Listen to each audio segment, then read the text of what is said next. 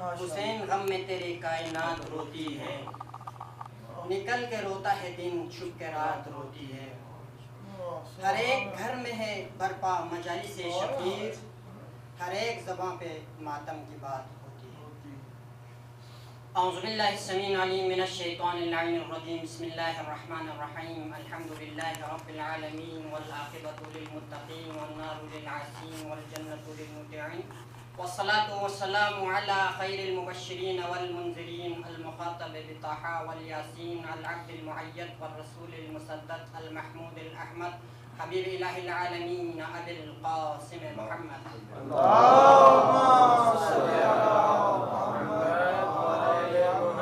ثم الصلاة والسلام علی ولیہ ووصیہ ووزیرہ وباب حکمتہ وناطق الحجتہ علی بن ابی طالب، غالب علی کل غالب مطلوب کل طالب، امام المشارق والمغارب، فاتح باب خیبر، والد الشبیر الشبر، قاتل مرحب وعنتر، قال في شأنه ضربة علي يوم الخندق أفضل من عبادة الثقلين، ثم الصلاة والسلام على آله الطيبين الطاهرين المعصومين المظلومين من يومنا إلى قيام يوم الدين، أما بعد فقد قال الله تبارك وتعالى في كتابه المجيد: إنما وليكم الله ورسوله والذين آمنوا الذين يقيمون الصلاة ويؤتون الزكاة وهم راكعون۔ بر محمد وأهل بيت محمد صلوات۔ اللهم صل على محمد۔ میں نے اپنے موضوع کو جو ہے ائمہ اور امام کو موضوع قرار دیا ہے، کیونکہ وہ شے ہے جس میں اختلاف ہے، یعنی امام کون بناتے ہیں، یعنی ہم جس چیز کا عقیدہ رکھتے ہیں اور دیگر مسلمان جس چیز کا عقیدہ رکھتے ہیں، یعنی اصل موضوع اختلاف وہی امامت ہے۔ یعنی جس کو یعنی اس دن غدیر کے موقع پر بہرحال آیت کی تلاوت ہو گئی، یہاں پہ اپنی استطاعت کے حساب سے کوشش کی تھی کہ امام وہ شے ہے جس پر ہی دین یعنی تکمیل ہو گئی، دین کی تکمیل ہو گئی۔ لیکن اس غدیر کو لوگوں نے بلایا، اس کو بلانے کی وجہ سے آج یوم عاشور پھر دوبارہ کیا ہے بپا کرنا پڑا۔ اس لیے ایک شاعر فرماتے ہیں کہ ترویج دین اگرچہ بقتل حسین شود، ترویج دین کیونکہ تکمیل تو اس دن ہو گیا تھا، لیکن اس کو لوگوں نے نہیں مانا۔ اچھا، اس کو یعنی دل سے کیا نے اس کی تصدیق نہیں کی، تو امام حسین کو پھر سے ایک مرتبہ امامت کو سمجھانے کے لیے کربلا کے میدان میں تشریف دیا۔ تو ترویج دین اگرچہ بقتل حسین شود، تکمیل بموئے پریشان زینب، کیونکہ تکمیل جب تک زینب کو ساتھ لے کے جا کے بغیر تکمیل دین نہیں ہونا تھا، کیونکہ ایک مرتبہ اليوم اکملت لکم دینکم واتممت علیکم نعمتی ورضیت لکم الاسلام دینا، وہ آیت تو اتری تھی لیکن اس آیت کو لوگوں نے بلا دیا۔ تو اس آیت کو پھر سے ایک مرتبہ اعلان کرنے کے لیے امام حسین اپنے اصحاب و انصار اور مستورات کو بھی ساتھ لے کے کربلا کے میدان میں تشریف لائے ہیں۔ اب اس بنا پر میں نے اپنے اس موضوع کو امامت اور ائمہ کیا ہوتے ہیں اس کو کیا ہے انتخاب کیا ہے۔ بہرحال کوشش کروں گا کہ اپنی استطاعت کے حساب سے میں بیان کروں۔ تو وقال فی شأنہم، امامت اور ائمہ کیا ہوتے ہیں؟ انما یرید اللہ لیذہب عنکم الرجس اہل البیت ویطہرکم تطہیرا۔ یہ ہے امامت کی شان۔ یا ایھا الذین آمنوا صلوا علیہ وسلموا تسلیما، یہ ہے امامت کی شان۔ وقال ومن یشری نفسہ ابتغاء مرضات اللہ واللہ رؤوف بالعباد۔ یہ آیات سب آپ سنتے آ رہے ہیں، ان کی تشریح کی طرف میں نہیں جاتا ہوں، مختصر یعنی آیات کی تلاوت کرتے ہوئے میں اپنے موضوع کی طرف جاتا ہوں۔ وقال فی شأنہم قل رب ادخلنی مدخل صدق واخرجنی مخرج صدق واجعل لی من لدنک سلطانا نصیرا۔ وقال فی شأنہم علی مع الحق والحق مع علی۔ وقال فی شأنہم علی منی وانا منہ۔ وقال فی شأنہم حسین منی وانا منہ۔ بہرحال ائمہ کی شان تو کوئی بھی بیان نہیں کر سکتا، ہم جیسے طالب علم ان کی شان کہاں بیان کر سکے، لیکن اپنی استطاعت کے حساب سے کیا ہے کوشش کرنا ہر انسان پر فرض ہے۔ کیونکہ کربلا یعنی یہاں پر ہم جمع ہونے کو دو مقصد ہیں۔ ایک مقصد ہے حسین، جس چیز کے لیے حسین نے قیام کیا، ایک اس مقصد کو آپ سامنے رکھنا ہے، ایک بقائے مجلس، یعنی ایک مقصد کربلا کے وجود کے بعد، یعنی آپ دو مقصد کو سامنے رکھنے ہیں، ایک وجود مجالس، ایک مجالس کو قیام کرنا، یہ بھی ایک مقصد ہے، ایک وہ مقصد جس مقصد کے لیے امام حسین نے قیام کیا۔ اب امام کی شان جو ہے، شان ایک حدیث میں جو ہے بیان فرماتے ہیں کہ امام کیا ہے، امام کی یعنی اقسام کے بارے میں ایک حدیث لکھ کے لے کے آیا ہوں، اسی کی تلاوت کروں گا انشاءاللہ، مختصر کوشش کروں گا کہ مختصر کروں، میں بس آج تو سوچ رہا تھا کہ کچھ بیان کر لوں، بہرحال ٹائم کو مد نظر رکھتے ہوئے حدیث کی تلاوت کر کے آپ لوگوں کے زحمت کو تمام کروں گا۔ بر محمد و اہل بیت محمد صلوات۔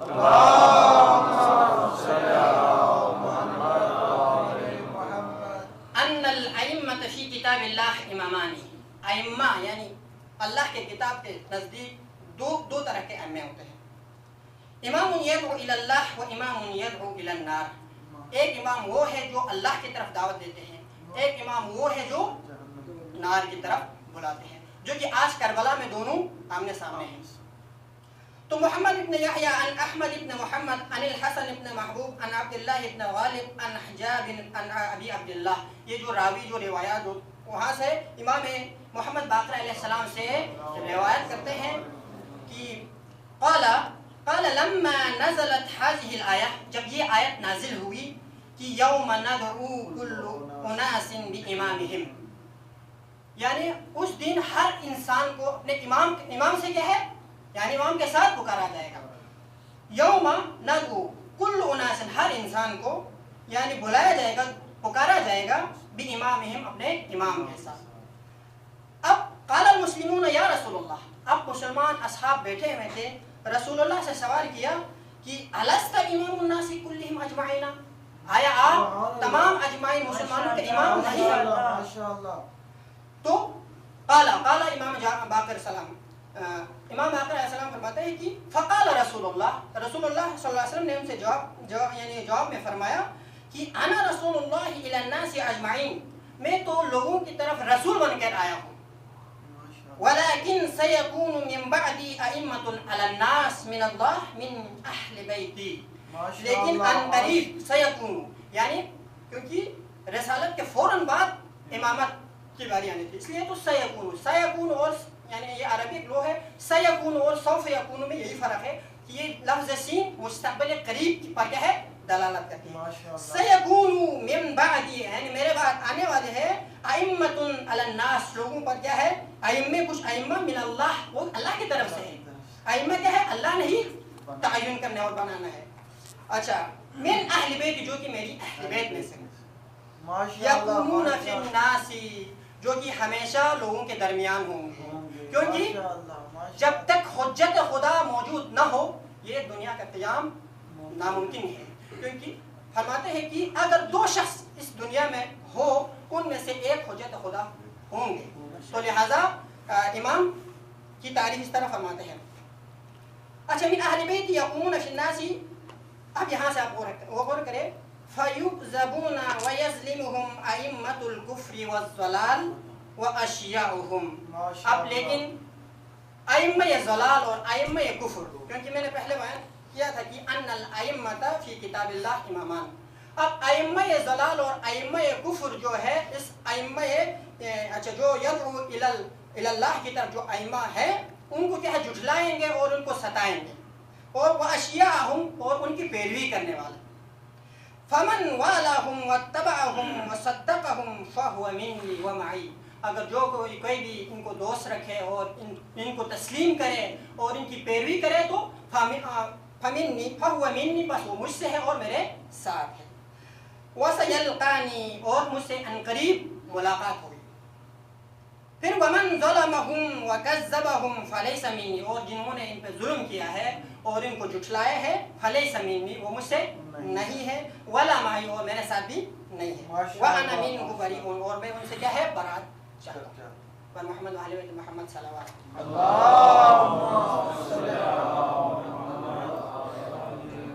تو آج یہ جو مجلس ہم قائم کر رہے ہیں وہ امامت کی جو ہے یعنی اصل موضوع ہی امامت ہے، کہ امام نے قیام کس لیے کیا، کیوں کیا، شاعر فرماتے ہیں کہ شاہ است حسین بادشاہ است حسین دین است حسین دین پناہ است حسین سرداد ندا دست در دست یزید حقا کے بنا الہ الہ است حسین. حسین بادشاہ ہے. باہر اس کا ترجمہ سب بہتر جانتے ہیں. آخری ایک نقطہ ہے اس کی طرف، یعنی ایک شاعر یہ کہتے ہیں کہ ایک حسین کے لا نے لا الہ الا اللہ کو پوری دنیا میں حسین کے لا نے لا الہ الا اللہ کو پھیلا دیا. وہ لا کیا ہے؟ سرداد ندا دست. وہ دست ہے جس کو حسین نے یزید کے ہاتھ میں نہیں دیا. اس کی وجہ سے آج لا الہ الا اللہ جو ہے ہر مسجد کی لوٹ سے لا الہ الا اللہ کی آواز بلند ہو رہی ہے. لیکن افسوس اس بات کی ہے کہ اس شخصیت کو لوگ یاد نہیں کرتے ہیں، اس کے مجلس قائم نہیں کرتے ہیں.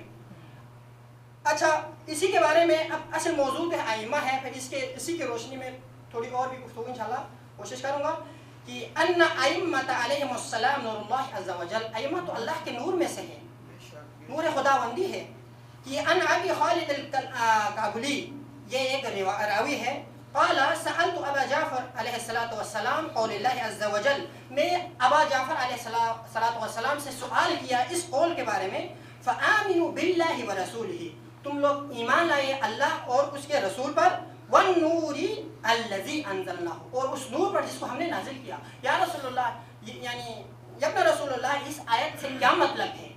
تو فقال امام محمد باقر علیہ الصلوۃ والسلام، یا ابا خالد، اے ابا خالد، النور واللہ ائمہ، اللہ کی قسم، یہاں پہ قسم کے ساتھ تاکید کے ساتھ فرماتے ہیں کہ واللہ وہ نور ائمہ ہے من آل محمد الی یوم القیامہ، جو کہ آل محمد سے قیامت تک وہ کیا ہے؟ قائم رہے. وہم واللہ نور اللہ الذی انزل، وہی لوگ جو اللہ نے، وہی نور ہے جو اللہ نے نازل کیا. اس قرآن کی آیت سے مطلب وہی ائمہ ہے.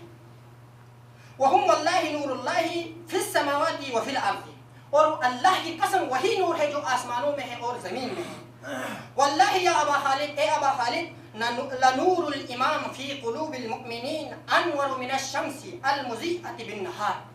اے ابا خالد، یہ وہ نور ہے جو مؤمنین کے قلوب میں اس سورج سے بھی زیادہ منور ہے. انور کہتے ہیں، یعنی اس کو کہتے ہیں اس میں تفضیل، یعنی جو سب سے زیادہ روشن ہو.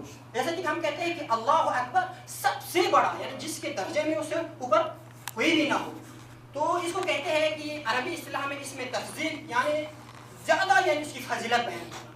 اب یہاں پہ کہتے ہیں کہ فی قلوب لنور الامام فی قلوب المؤمنین انور من الشمس، اس شمس سے بھی زیادہ روشن ہے، المضیۃ بالنہار. اور دوسری تاکید یہ ہے کہ جو یعنی وسط نہار جو سورج کے زیادہ روشن ہوتا ہے اس سے بھی زیادہ قلوب مؤمنین میں یہ نور امامت زیادہ روشن ہے. وہم واللہ ینورون قلوب المؤمنین، اللہ تعالیٰ اس قلوب مؤمنین کو اس نور امامت کے لئے سے منور فرمائیں گے.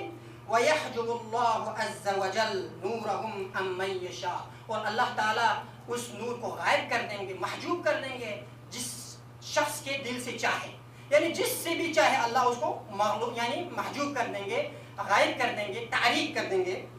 تو فَتَظْلَمُوا قُلُوبَهُمْ، بس ان کے قلوب تعریق ہو جائیں گے. اب واللہ یا ابا خالد، اے ابا خالد، لا یحب، اس پہ غور طلب ہے، لا یحبنا عبد، کوئی عبد ہم سے محبت نہیں کر سکتے. لا یحبنا، ہم سے محبت، کوئی عبد محبت نہیں کر سکتے. یتولانا، اور ہم سے دوست نہیں رکھ سکتے ہیں. حتی یطہر اللہ قلبہ، جب تک اللہ اس کے قلب کو پاک نہ کرے تب تک اس کے قلب میں ہماری محبت داخل نہیں ہو سکتی. ولا یطہر، اب کسی قلب کو اللہ پاک کریں گے تو اس کے بارے میں فرماتے ہیں کہ ولا یطہر اللہ قلب عبد، اللہ اس شخص کے قلب کو پاک کر لے گا. حتی یسلم لنا، حتیٰ کہ وہ ہمیں تسلیم کرے، اور وَيَكُونُ سِلْمًا لَنَا، اور ہم سے صلح کرے. ان کے دل کو کیا ہے، ان کے دل میں کیا ہے، ہماری محبت کو داخل فرمائے. فَإِذَا كَانَ سِلْمًا، اگر کوئی ہم سے صلح کرے اور ہمیں تسلیم کر لے تو سلمہ اللہ من شدید الحساب، اللہ تعالیٰ قیامت کے جو شدید حساب سے اس کو کیا ہے محفوظ رکھے گا. وَآمَنَهُ مِنْ فَزَعِ يَوْمِ الْقِيَامَةِ الْأَكْبَرِ، اور قیامت کے دن اور دردناک عذاب سے اس کو محفوظ رکھے گا. تو بہرحال یہ ہے امامت کے موضوع پہ میں نے 2 حدیث لے کے آیا تھا. ماشاءاللہ ٹائم کو مد نظر رکھتے ہوئے انشاءاللہ میں 2-3 جملے بیان کرنا ماشاءاللہ بسم اللہ. کہ کیا کہنے امام کون ہے. اب یہاں میں تو میں نے صرف عربی اور اس کی ہے یعنی ترجمہ کیا. اب امامت کے بارے میں تو آپ بخوبی جانتے ہیں، لیکن لوگوں کو ہم دلیل دینا پڑتا ہے کہ امام کیا ہے. تو امام رضا علیہ السلام بہت لمبی گفتگو فرما کے وہی آیت غدیر خم پہلے یعنی موضوع امامت کو کرا. دو امامت کے بارے میں اختلاف کر رہے تھے تو امام نے فرمایا کہ امام وہ ہے جس سے ہی دین تکمیل ہو گیا. امام وہ ہے یعنی جس سے کیا ہے نعمت خداوندی اتمام ہو گیا. باہر یہ سارے آپ جانتے ہیں کہ آج ایک مرتبہ پھر کربلا کو یعنی بپا کرنا پڑا. وہ اس لیے کہ غدیر کو بلا دیا اور غدیر کے بعد فوراً مباہلے کے لیے تشریف لے گئے. اور لوگوں نے مباہلے کو بھی صحیح نہیں سمجھا کہ مباہلے میں بھی اچھا رسول خدا نے ائمہ اور امامت کی شان کو بیان فرمائے تھے، لیکن لوگوں نے اس چیز پہ غور نہیں کی. اس وجہ سے آج کربلا کے اس واقعے کو پیش آنا پڑا، رونما ہو گیا. باہر کے تو کربلا کے واقعے پر آپ غور کریں. امام کون ہے، حسین کون ہے، یزید کون ہے، اس چیز کے بارے میں آغا صاحب نے پہلے باہر تشریح کی. اب میں اس چیز کی طرف نہیں جاتا. ایک ائمہ یدعو الی اللہ ہے، ایک ائمہ یدعو الی النار، جو کہ آپس میں آپ آج جو ہے کربلا کے میدان ہے، آج میں اور آپ آئے ہیں تو اسی مقصد کو آگے بڑھانے کے لیے، اس کی کیا ہے ترویج کے لیے، لوگوں کو پہنچانے کے لیے ہم یہاں پہ جمع ہوئے ہیں. یہ 2 اصطلاحات کی تشریح کرنا ہے. جی ائمہ ائمہ یدعو الی اللہ. ائمہ کی 2 قسم قرآن کی اس کتاب میں ائمہ کی 2 قسم کو بیان فرمایا ہے. ایک یدعو الی اللہ جس سے یعنی جو اللہ کی طرف دعوت دیتے ہیں، اللہ کی طرف دعوت دیتے ہیں. اور ایک وہ ائمہ جو الی النار، جو کہ نار کی طرف جہنم کی طرف دعوت دیتے ہیں. ائمہ کے 2 گروہ ہیں. اب وہی 2 گروہ کے آپس میں نمرود و شداد، وہاں سے ہی یہی 2 گروہ کے آپس میں ٹکراؤ آتے ہوئے آج کربلا کے واقعہ وجود میں آئے ہیں کہ 2 گروہ کے کیا ہے سربراہ. تو ہر اس کے جو سربراہ ہونا ہے، ایک دونوں حق بھی نہیں ہو سکتے، دونوں باطل بھی نہیں ہو سکتے. النقیضین لا یجتمعان ولا یرتفعان، یہ ایک منطقی ایک اصطلاح ہے کہ 2 چیز کبھی بھی، اسی لیے تو ہم ان کو نہیں مانتے کہ وہ لوگ کہتے ہیں کہ آپ ہمارے ان کو کیوں نہیں مانتے، کیونکہ النقیضین لا یجتمعان ولا یرتفعان. اس لیے تو خداوند تعالیٰ نے کہا کہ ان الشرک لظلم عظیم. یہ آیت کا نتیجہ ہے کہ اگر ہم اللہ کو بھی مانیں اور دوسروں کو کیا اتفاق کرنے کے لیے ان کو بھی مانیں، نہیں ہو سکتے. ہر گروہ میں ائمہ دو طرح کے ہوتے ہیں، ایک ائمہ یدعو الی اللہ، ایک یدعو الی النار. اب آپ خدا کے ساتھ یا ہم ان کے ساتھ اتفاق کے لیے اخلاقاً غیر اللہ کو بھی مانیں، یہ تو نہیں ہو سکتا. اب دوسرے ہمارے مسلمان بھائی یہی سوال کرتے ہیں آپ سے کہ آپ ہمارے لوگوں کو کیوں نہیں مانتے. اب آپ ان کو یہ آیت بولتے کہ ایک حق ہو ایک باطل ہو، آپ کے نظر میں 2 تقابل شی لا یجتمعان ولا یرتفعان، دونوں جمع بھی نہیں ہو سکتے اور رفع بھی نہیں ہو سکتے. یا ایک حق ہوتے ایک باطل ہوتے، دونوں باطل بھی نہیں ہو سکتے، دونوں حق بھی نہیں ہو سکتے. تو باہر کے اسی لیے یہ قرآن کی آیت ہے کہ ان الشرک لظلم عظیم، شرک بہت بڑا ظلم ہے. بہرحال آپ کے سوال کا جواب باہر یہی شاید ہو گیا. ماشاءاللہ. تو اب یہ کربلا کا واقعہ کیوں رونما ہوئے، امام حسین حج کو عمرے سے تبدیل کر کے کیوں کربلا تشریف لے گئے، کیونکہ غدیر آج لوگوں نے بلا دیے تھے کہ لوگ آئے تھے کہ احرام کی حالت میں امام حسین کو کربلا یعنی حج کی حرمت کو پامال کرنا چاہتے تھے کہ اسی لیے تو امام حسین نے حج کو عمرے سے تبدیل کر کے کربلا کی طرف روانہ کرنے کا ارادہ کیا. امامت سے یہ جانتے تھے کہ آگے کیا ہونے والا ہے، کیونکہ یہ کربلا کا واقعہ آج اچانک رونما ہونے والا واقعہ نہیں ہے. اس کے بارے میں حضرت نوح نے بھی اسی کربلا کے واقعہ سن کر گریہ فرمایا. جب نوح کی کشتی پوری زمین پر گھوم رہے تھے، جب کربلا کے اس جگہ سے گزر رہے تو کشتی میں زلزلہ آیا اور غرق ہونے کا قریب آیا. تو حضرت نوح نے سوال کیا، یا اللہ یہ کیا ماجرا ہے. تو اللہ تبارک و تعالیٰ کی طرف سے وحی نازل ہوئی، اے نوح یہ اس جگہ یہ وہ جگہ ہے جہاں پر جب یعنی حضرت حوا سے الگ ہونے کے بعد بی بی حوا کو تلاش کرتے کرتے کربلا کی زمین سے گزر ہوا تو ایک مقتل سید شہداء پر پہنچے تو حضرت آدم کے پائے اطہر کسی پتھر سے ٹکرا کر حضرت آدم علیہ السلام گر پڑے اور پائے اطہر خون سے آلود ہو گئے. اب حضرت آدم علیہ السلام نے خدا کے بارگاہ میں سوال کیا, اے میرے خالق یہ کیا وجہ ہے, مجھ سے کوئی اور غلطی تو نہیں ہوئی؟ تو اللہ تبارک و تعالی نے حضرت آدم کی طرف وحی نازل کی, اے میرے محبوب یہ وہ جگہ ہے جہاں پر نواسے رسول کو بے گور و کفن شہید کیا جائے گا. تو کربلا کا واقعہ آج رونما ہونے والا واقعہ نہیں ہے, یہ تمام انبیاء اور اوصیاء اس چیز کے بارے میں جانتے تھے. مولا کائنات نے کربلا کے بارے میں سن کر اور دیکھ کر وہاں سے گزر ہوا تو گھوڑے سے اتر کر کیا ہے گریہ فرماتے تھے.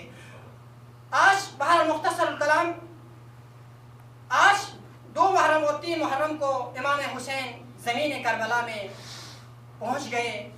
اور مختصر کرتا ہوں کیوں ٹائم یہ ہے, بہرحال زمین کربلا میں پہنچ گئے اور امام حسین لشکر غور سے مخاطب ہو گئے, لشکر غور سے ملے وہاں پہ, اور امام حسین نے ان کے لشکر کو پانی, یعنی جو آپ سب بخوبی جانتے ہیں, میں اس کی تفصیل کی طرف نہیں جاتا. بار کے امام حسین کربلا کے اس میدان میں آج پہنچ گئے, یعنی کل کے دن, کیونکہ یہ تاریخ ہے اس سے, لیکن 2 محرم الحرام کو امام حسین ورود کربلا ہوئے ہیں. تو امام حسین نے اصحاب سے, بعض کہتے ہیں کہ اصحاب سے سوال کیے, بعض کہتے ہیں کہ اس کربلا کے یعنی سائڈ پہ ایک گاؤں ایک قلعہ تھا, اس قلعے کے والے لوگوں سے پوچھا, ان سے سوال کیا اس زمین کا کیا نام ہے, کیونکہ ایک تو یعنی مسائل بیان کرنے والے فرماتے ہیں کہ جب کربلا کے زمین پر پہنچے تو زلجنا آگے بڑھنے سے انکار کر دیا. تو امام حسین زلجنا سے نیچے تشریف لائے اور آگے گاؤں والوں سے جا کے سوال کیا اس زمین کا کوئی کیا نام ہے. تو ایک شخص اٹھ کے سوال کا جواب دیا اس زمین کا نام نینوا ہے. اور امام حسین نے آیا اس زمین کا کوئی اور بھی نام ہے؟ تو ایک شخص کھڑے ہوئے, اس زمین کو آزریا بھی کہتے ہیں. پھر امام حسین نے دوبارہ سوال کیا آیا اس زمین کا کوئی اور نام بھی ہے؟ تو ایک شخص نے عرض کیا مولا اس زمین کو شط الفرات بھی کہتے ہیں. جب مولا امام حسین نے ایک اور مرتبہ سوال کیا تو ایک شخص کھڑا ہوا اور عرض کیا مولا اس زمین کو کربلا بھی کہتے ہیں. جب نام کربلا گوش گزار ہوئے تو امام حسین کے چشم اطہر سے آنسو بہنا شروع ہوا, اور اصحاب و انصار سے امام حسین نے فرمایا یہیں پر سامان اتارے, خیمے لگائے اور خیموں کو ایک ایسی جگہ پر لگائے جہاں نیچ جگہ ہو. اس کا مطلب کیا ہے؟ ایک نیچی جگہ پر خیمے لگانے کا مطلب, اب علماء فرماتے ہیں یہ علم امامت یہی جانتے تھے کہ آج نہیں تو کل روز عاشور تمام اصحاب و انصار کو شہید کیا جائے گا.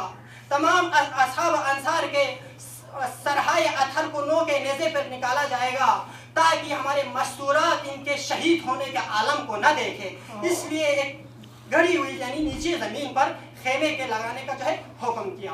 ایک مختصر, جب یوم عاشور آئے امام حسین تمام اصحاب و انصار شہید ہوئے.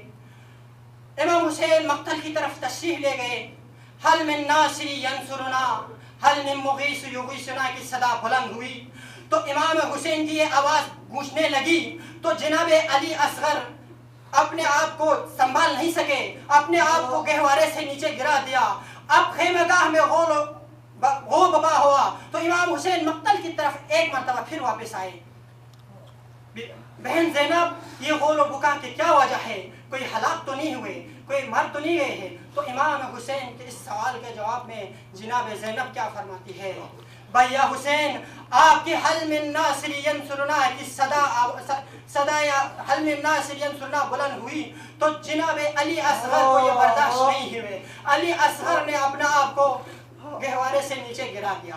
بار کے مختصر, جب امام حسین تمام اصحاب و انصار شہید ہونے کے بعد امام حسین زلجنا پہ سوار ہو رہے تھے تو جناب زینب رکاب پوشی کے لیے تشریف لے گئی.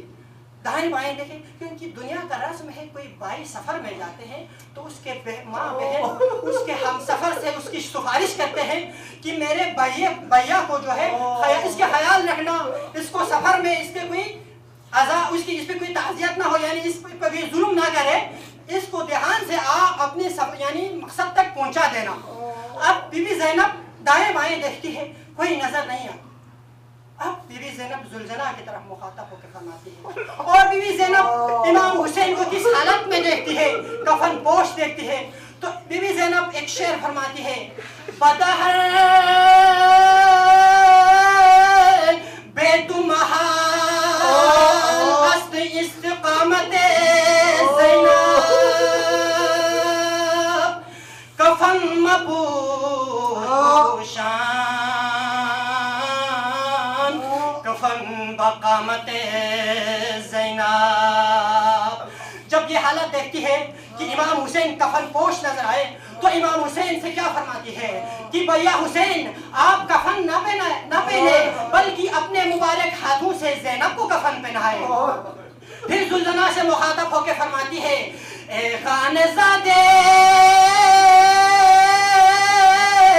اسب تو حال مرا ببین ہجدہ برادرم ہما غلطین بر زمین. خانزاد یعنی اے میرے گھر کے بڑے ذوالجناب, آپ میری حالت کو دیکھ کر جائیں. مجھے 18 بھائیوں سے جدا ہو کر کے ایک بھیا ہے, اس کو ایک مرتبہ مقتل سے دوبارہ لے گئے تاکہ میں دیکھ سکوں کہ بے کس اور لاچار مظلوم بھائی کی چہرے کی حالت کیسی ہوتی ہے. جوان بیٹے سے جدا ہونے کے بعد اس کی حالت میں دیکھ سکوں, جوان بھائی عباس سے جدا ہونے کے بعد اس کی حالت کیسی ہے. اللہ لعنت اللہ علی القوم الظالمین و صلی اللہ علیہ وسلم.